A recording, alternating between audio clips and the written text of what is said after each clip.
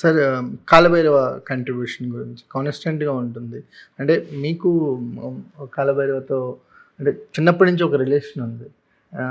కానీ అతను కూడా మ్యూజిక్ డైరెక్టర్‌గా ఎవ్రీ మూవీలో ఏదో ఒక అప్‌గ్రేడేషన్ కనిపిస్తూ ఉంటుంది తన మ్యూజిక్‌లో. 'జైట్లీ' విషయానికి వచ్చేసరికల్లా మోస్ట్ అందరూ అంటున్నారు బీజీఎం చితక్కొట్టేసాడని అంటున్నారు సార్. ఏం చెప్తారు? Sir is a highly talented music director అండి. He's as big as he's very big. Actually to be very frank is a big music director అనొచ్చు. ఎందుకంటే ఆయన 'బాహుబలిలో' అవనివ్వండి, 'ఆర్ఆర్ఆర్'లో ఆయన కాంట్రిబ్యూషన్ ఆయన చేశాడండి అందులో.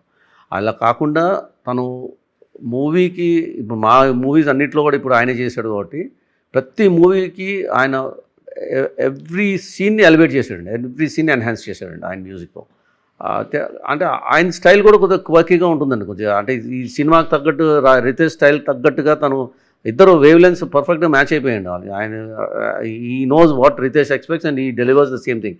హార్డ్లీ నాకు తెలిసి మ్యూజిక్ సిట్టింగ్స్ అనేది ఎప్పుడూ జరగలేదండి. అంటే వెళ్ళి రితేష్ కూర్చొని ఆయన కావాల్సింది కథ నరేషన్ ఇచ్చిందో చెప్పేయడం తప్ప, ఇట్లా కావాలి, ఇది కాన్సెప్ట్, సాంగ్ ఇట్లా ఉండాలి, ఫైట్స్ ఇట్లా ఉంటాయి అని చెప్పిన తప్ప, ఆయన అంతా తయారు చేసుకుని వచ్చిన తర్వాత లాస్ట్లో కూర్చోవడం తప్ప, అంటే అంత వేవ్ లెంత్ మ్యాచ్ అయిందండి వాళ్ళిద్దరికి.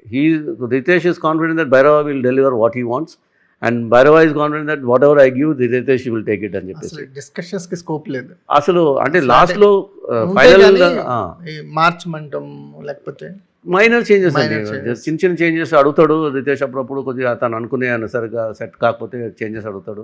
బట్ ఇది మొత్తం తీసేసి మళ్ళీ ఫ్రెష్ కొట్టు అనేది అయితే ఇప్పుడు దాకా రాలేదండి.